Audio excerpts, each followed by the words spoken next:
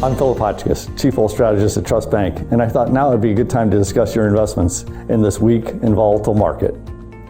I'd like to first give you a little background and history of my firm, TrustBank. The majority of our Arizona senior trust and investment leadership team transitioned to TrustBank from very large trust companies because they wanted to work for a firm with a more hands-on approach.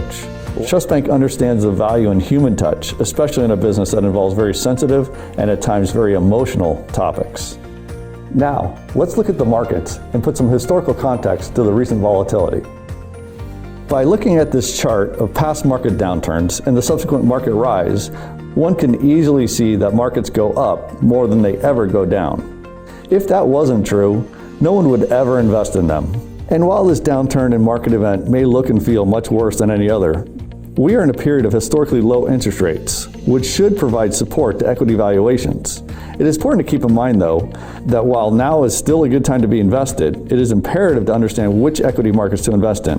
For example, some international markets have very unfavorable valuations and should be avoided until that changes. These are things that we consider at TrustBank when reviewing and readjusting portfolios.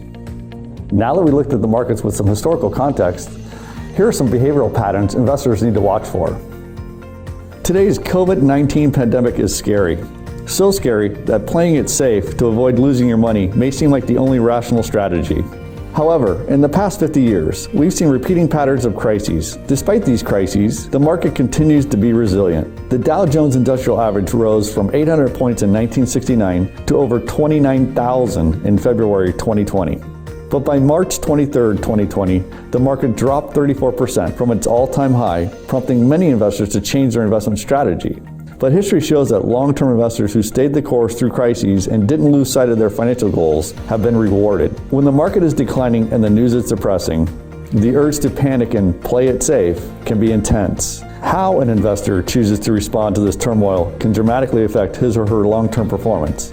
Investors are more likely to find the courage to re-enter the market after things quiet down. Unfortunately, by this time, they've already missed much of the recovery. What I'd like to do now is take that deeper dive into a typical investor's portfolio.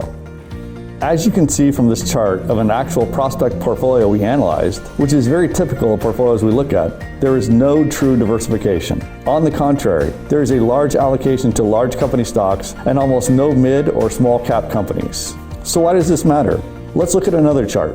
As you can see, historically, small caps have outperformed mid cap and large cap stocks by almost 55%. Also notice that this portfolio is allocated more to large cap value stocks rather than growth stocks. However, historically, growth stocks have outperformed value stocks by nearly 20%. Tragically, investors with undiversified portfolios are missing out on a lot of earning potential. We educate and collaborate with our clients to help you understand what you own, why you own it, and we fully disclose any fees.